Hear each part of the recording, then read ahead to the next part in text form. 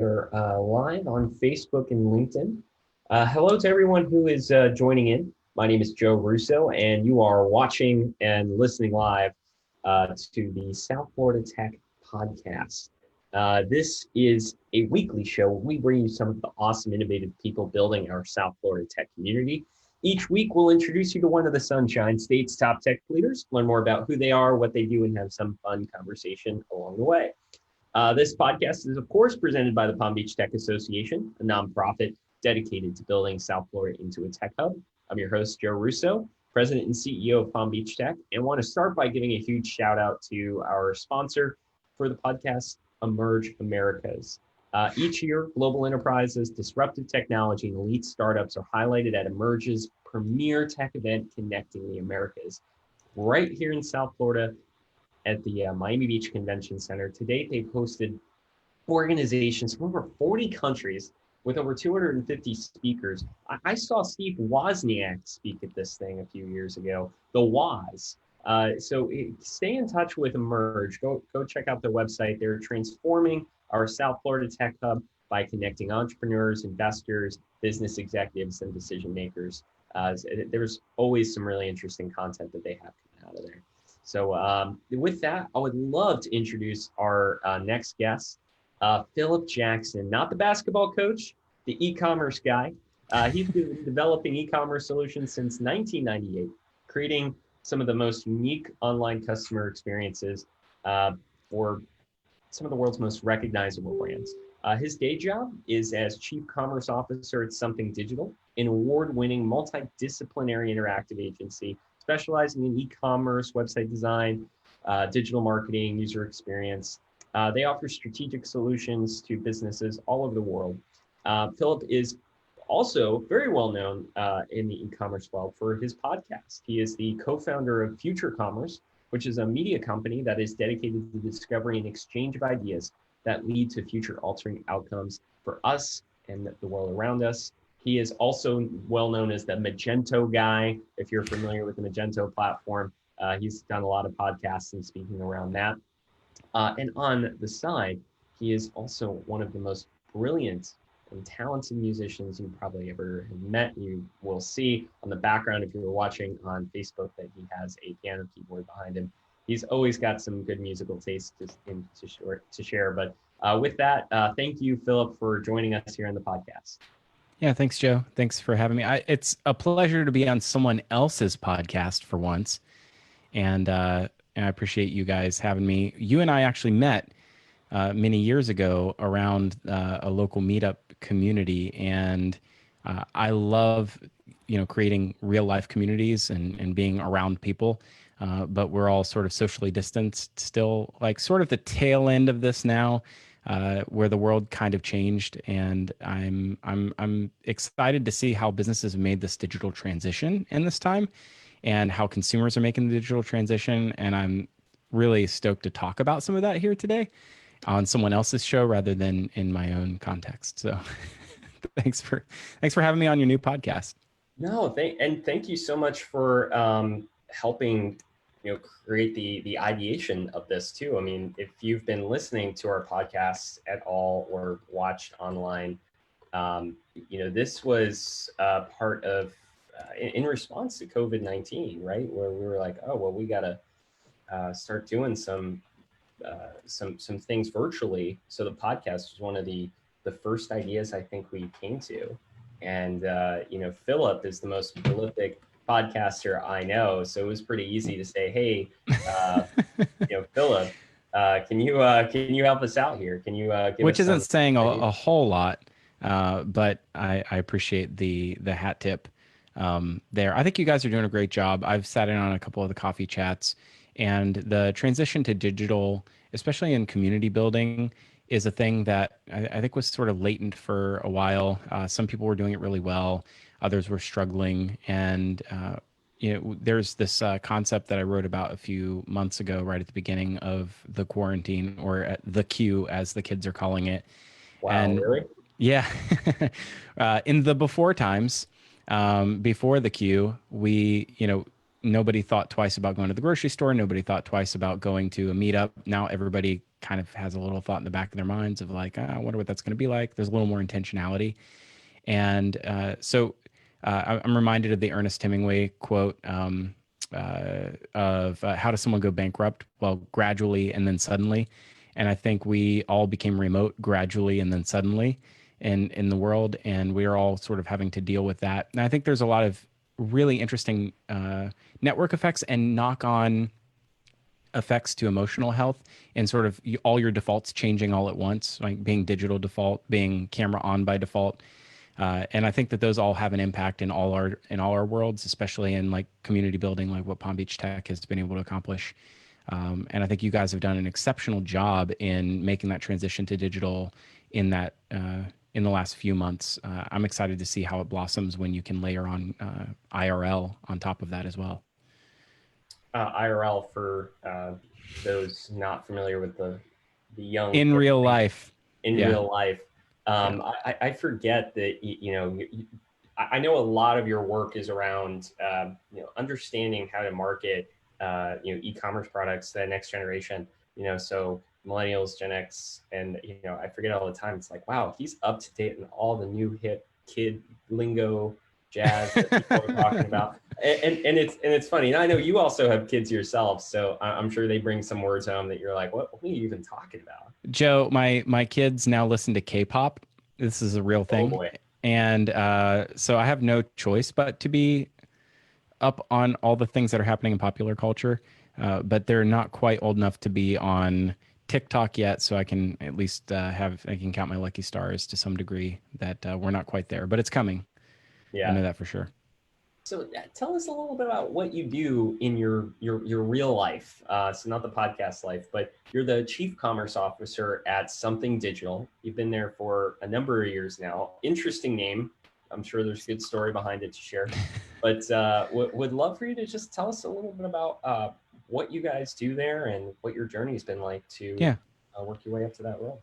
Well, I call South Florida home as you do, and I've been here for a number of years. I was hired uh, oh gosh, now going back, I don't know, 15 years ago, 16 years ago. I was in the South Florida startup ecosystem before we had a startup ecosystem.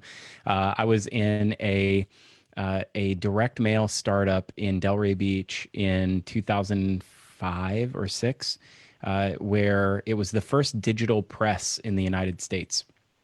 You're going to get a whole history lesson.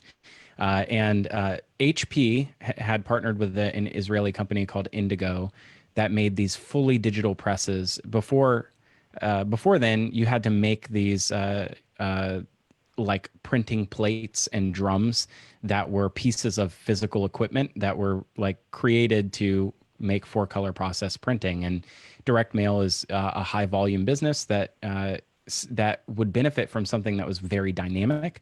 And they were hiring and teching up this business in Delray Beach, which was not known as like a startup area in 2005. It was like on the edge of gentrification. We had a lot of the concentration of the downtown Delray business, and that sort of the beach side was beginning to sort of encroach back westward, and there wasn't really a nightlife quite yet. It was growing, and it hadn't really attracted the young professional yet. That was also growing. And so watching the startup ecosystem in South Florida grow, especially in Palm Beach County, has been this amazing transformation over the course of 16 years, and watching it myself from the inside. And that business had a model that at the time was competing with something like Snapfish, but for B2B. So you, instead of being Snapfish was huge at the time, where you would go on and create, you would upload photos from your Gasp digital camera. That was new at the time as well. And you would upload them, and then you would print them out. And, the digital photos probably went on your MySpace page at the time with your top 8 friends. And the world was in that era, and buying things online was a novelty. But So that e-commerce, go ahead. Just to reflect, you're talking about the MySpace era. So this is mid 2000s. Oh no, like 2005 or 6. Yeah. And South Florida looked very different back then to what it looks like right now. Right now, if we were to fast forward in time, I've been watching The Last Dance and on ESPN, and I love this way to tell a story. Of to understand the present, you have to understand the past and where we came from, and so you understand all the complexities of everything that's gone into it. There was no South Florida tech community in 2006. There was no startup community in South Florida, especially in Palm Beach County in 2006. You fast forward to today, and we have all of those things because of the work and efforts of Palm Beach Tech and many, many others, and public-private partnership, and seeing investment at the city level, investment at the county level, and from the governor's house. And so, like, we owe a lot of what we have to early adopters. But the tech ecosystem, we were on a little island, and so we would hire people and we would train them from scratch to do these jobs that no one was skilled to do. Nobody was doing e-commerce. There was no WordPress for e-commerce at the time. There was no like starter kit for e-commerce. You literally would go and shop on some other e-commerce website and say, "Oh, I like what they do there. Let's build that for ourselves." There was no design language around e-commerce. So those things were all emerging, and this site that used to sell books started selling everything else, called Amazon.com, and started getting a lot of consumer attention.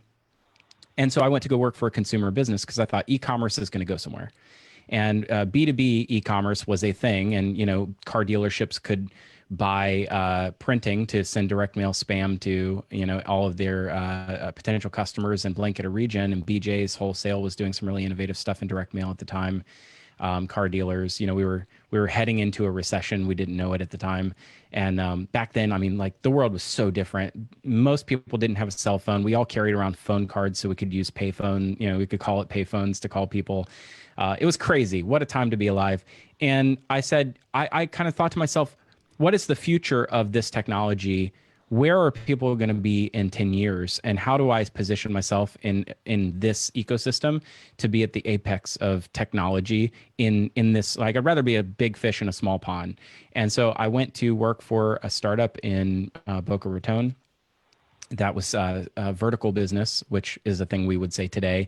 That means they owned their own supply chain and they shipped their own product. They owned the product development and they owned their channel in which they sold to a consumer. We would have called that today a digitally native vertical business, or a DNVB.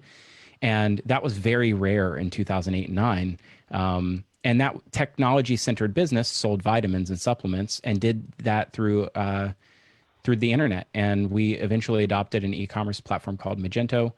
And the rest was kind of history, because that was the new normal. Was if you were going to launch an e-commerce store online, you didn't have to build it from scratch yourself, or put all your eggs into a third-party payments basket like PayPal. You could start an online. Anybody could start an online store. It's democratization of e-commerce, which brought it to a lot of mom and pops and grew a lot of global brands.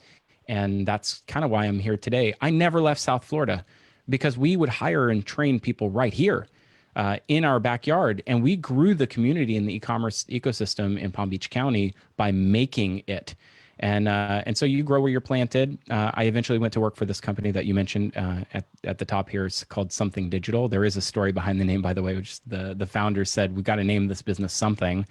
What do? We do digital. So let's it's got to be something digital is the name. Something Digital. And they kind of riffed on that. And now the name 20 years later is Something Digital.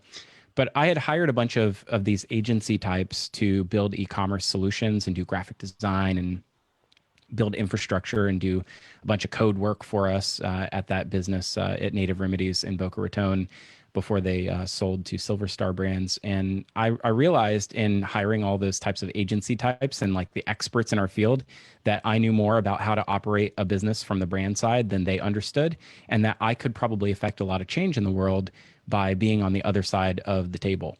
And that really is, I think, how we as an ecosystem have grown up, is that people who are doers actually, especially in the world of open source, don't hold on to the knowledge for ourselves and just become entrenched and fatten ourselves and make ourselves rich in our own little corner of the world. We all benefit from an ecosystem that's growing by sharing freely our knowledge and our learnings.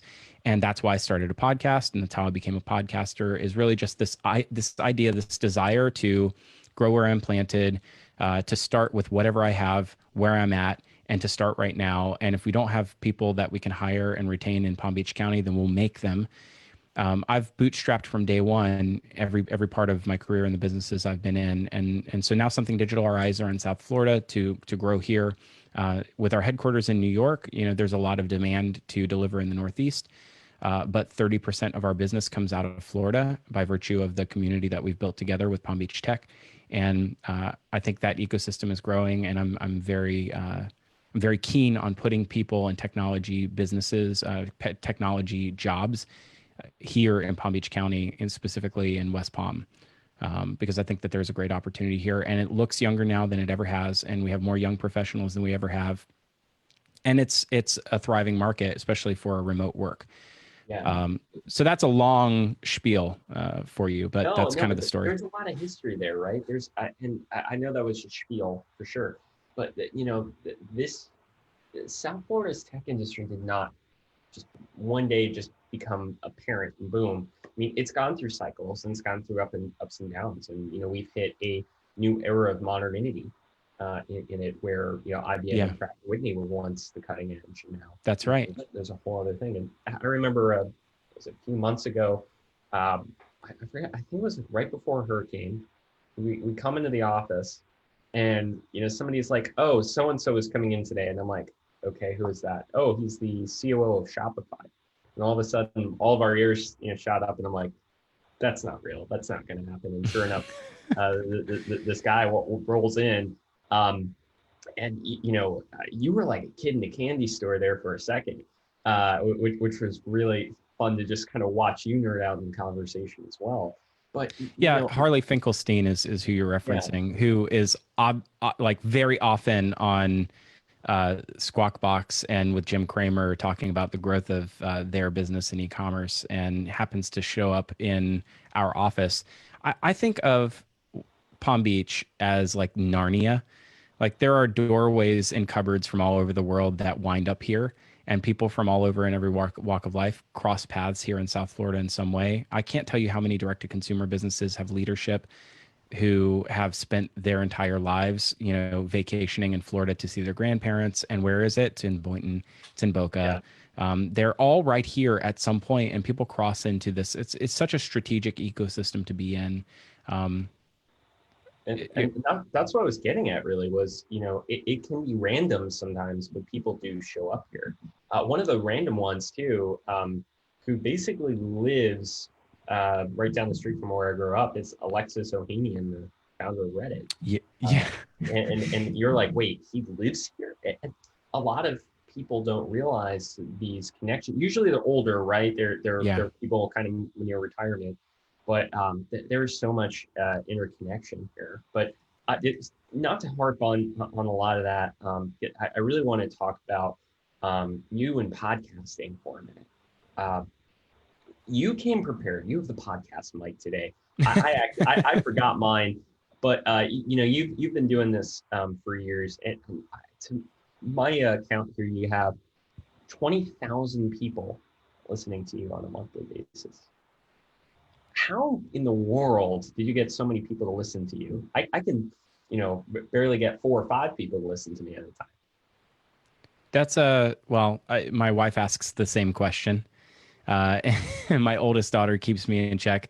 We'll get in the car and my phone will connect and, resume playing an episode of Future Commerce, our podcast, futurecommerce.fm, go subscribe.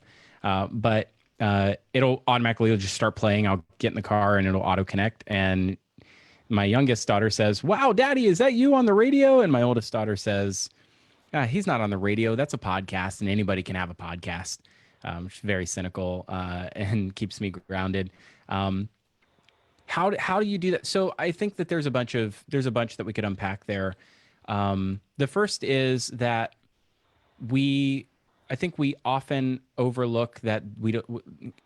So all right, let me rewind a little bit. Everybody has something worthwhile to say. Not everybody has to have all the answers to everything all the time. And we are in a culture right now where skills and trades are being learned and acquired in a peer-to-peer fashion more than ever before. It used to be if you wanted to learn how to play guitar, you would hire a guitar teacher. That's not how you learn how to play guitar anymore. You fire up YouTube, right? It used to be if you wanted to learn how to paint, You had to watch someone who was an expert painter do something on, either you're watching it on a TV show like a Bob Ross, where there's some one to many. But now the peer-to-peer aspect is people can watch crafts unfold on TikTok and sped up videos.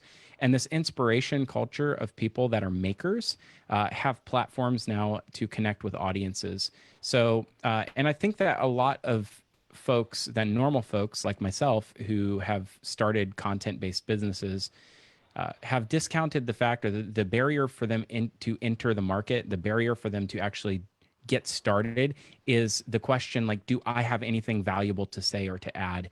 And the thing I learned very quickly in the world of open source as an engineer is people asking the question and reporting bugs and people testing software and finding breakages are also contributors. They're also contributing to the common good. And I think that we lack people in this space, especially in podcasting, that are question askers and answer seekers and not necessarily answer deliverers. You don't have to have all the answers and you don't have to be the smartest person in the room, but I think half of it is showing up and starting the conversation. Not every conversation has to have a beginning, middle, and an end. But you're going to get better over time as well. So why not just start? I look back to 6 years ago, 7 years ago for a podcast that I launched in early days in 2014. And when I listened to those early shows, gosh, they're terrible. And they're not good at all. You get better over time with any Yeah. skill that you get reps in and get practice in. So for brands today specifically, like how does this relate to my professional work? Every single brand has a story to tell, and every single brand will connect with its own consumer, whether that's a B2B or a B2C business, in a more meaningful way when the people who are buying feel connected to the brand and the story that they're buying into.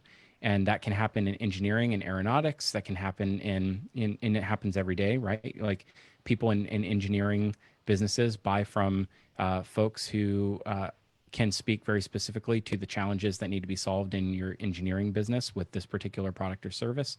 And the same thing happens in the consumer space every day. I'm going to buy the new iPhone because it solves a problem that I have, or because it's part of me fitting into my social circle. But all of those are interrelated in stories, and we're becoming we have always been a species that rely on oral storytelling and oral history, and the story behind why something exists and how it should exist or how it should become or how it will impact us or better us is like ingrained in us. It's part of our DNA. So podcasting is one way to do that, and I think it's also the quickest and easiest method to get your voice in front of a large group of people that has a lower a lower level of expectation for quality, where YouTube has creators that make tens of millions of dollars now with high fashion video editing and like really complicated workflows. Podcasting is a democratized approach. Anybody can speak. Most anybody can speak. Not everybody can write, and not everybody looks good in front of a camera, but almost anybody can lend their voice to a conversation.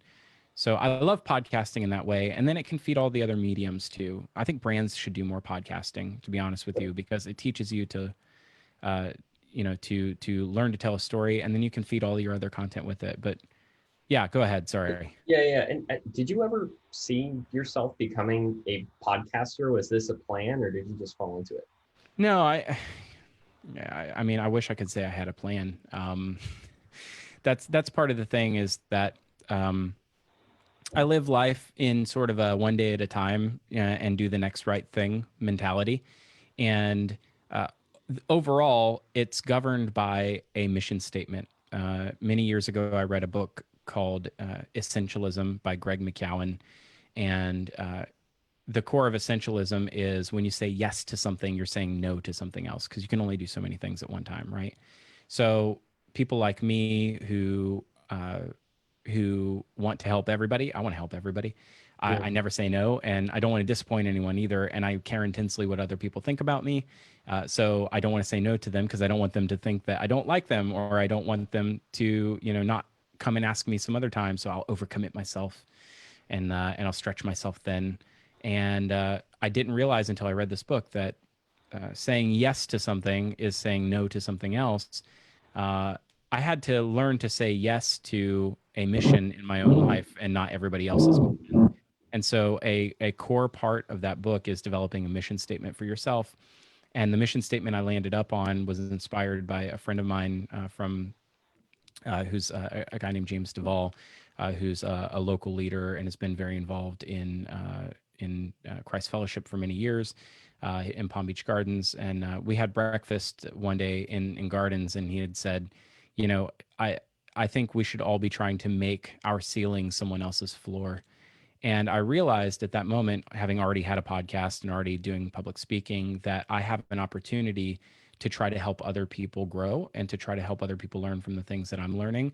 And with that mission statement in mind, that I want to try to make my ceiling someone else's floor, uh, the things that I can devote myself to have to align with that mission statement.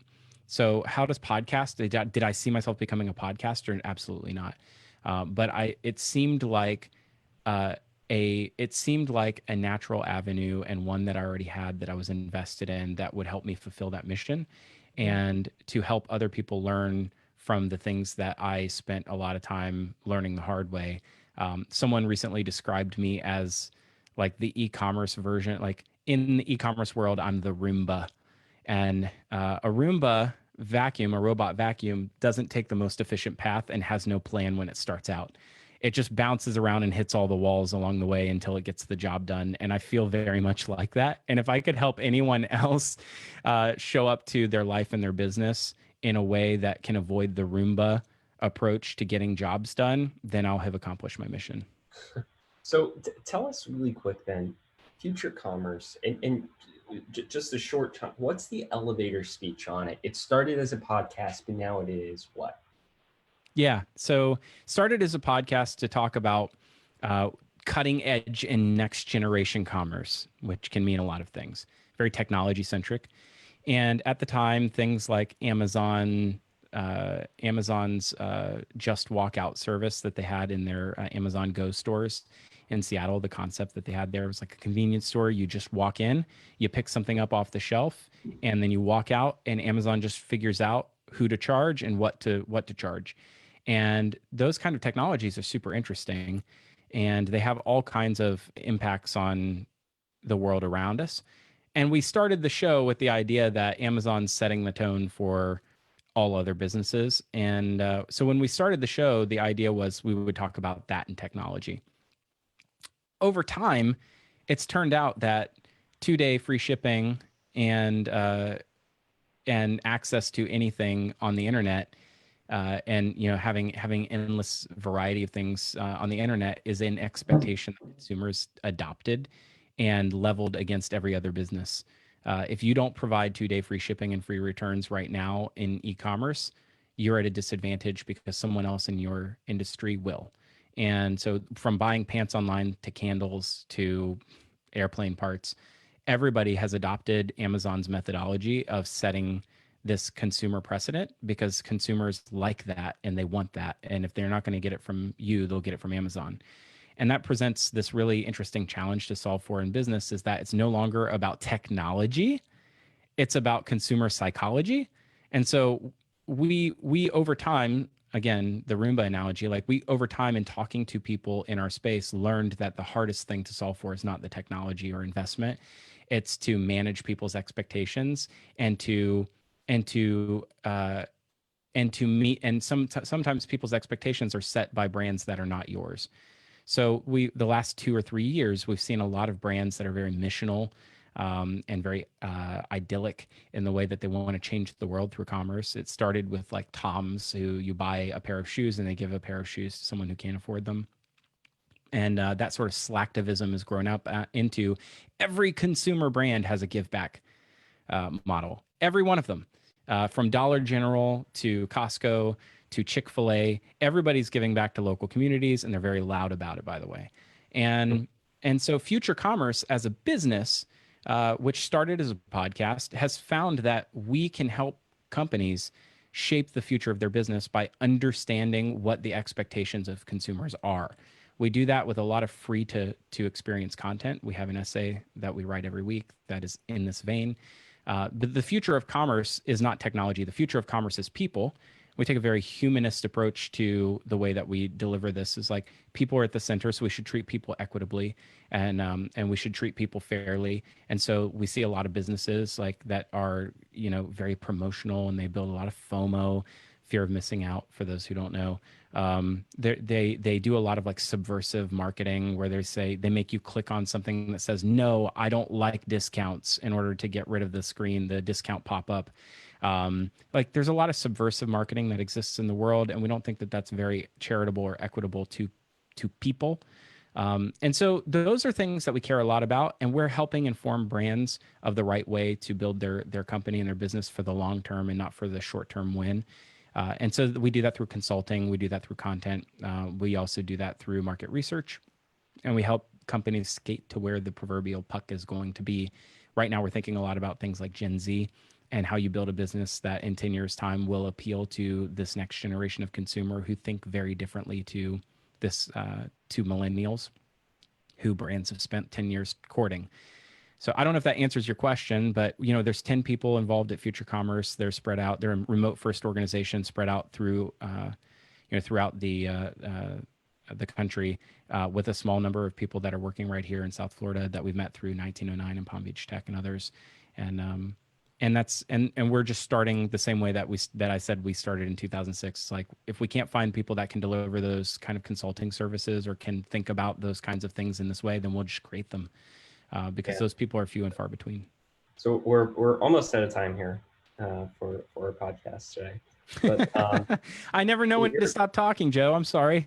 No, but I mean, you're here's the thing, man. You know what to talk about on podcasts, right? I mean, you're one of those guys who's just the depth of knowledge on anything related to e-commerce. So I mean, it's all good stuff from Can I leave with one thought? Yes, please. Which is my point of view in the world of commerce is that commerce is the thing that connects all of us. You cannot live in this world in 2020 and not engage in commerce. You have to buy something as a human being in this world. You buy something in order to live, unless you have a tiny house and you're living off the grid. Very rarely are you not engaging in commerce. And so because commerce is the thing that connects all of us, no matter our race, our color, our creed, it's the thing that can unite people. It certainly can be used to divide people as well. But commerce is the thing that can connect us. And entrepreneurship in our little corner of the world is the thing that should be celebrated because it provides upward economic mobility in our capitalist society. We don't have a despotic government that picks and chooses winners. Most anybody can start a business of their own and can provide a leg up through entrepreneurship, can provide themselves a leg up. That doesn't mean that there's not systemic problems that prevent people from doing that. But for the most part, you can start a business in the United States of America with nobody else saying you cannot.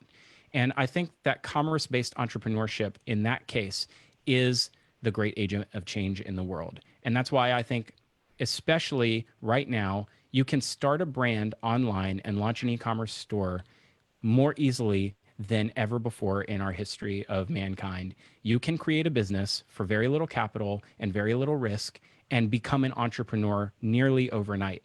And you can create products, obtain products, and sell products online for very little money. And so I think commerce-based entrepreneurship is the thing that will be the world-changing agent to provide everybody and the ability to connect with other people and to do so in a human-centric way, but also to provide themselves and generations to come economic upward mobility.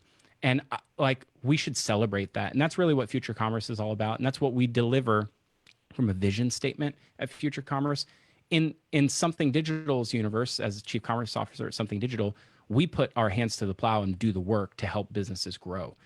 So it's not enough to just have vision. You have to know how to put it in action. And so this is very necessary. These things are very necessary in the world, and it's not the only thing that matters in our world, but it's the thing that matters most to me, and I've doubled down on that.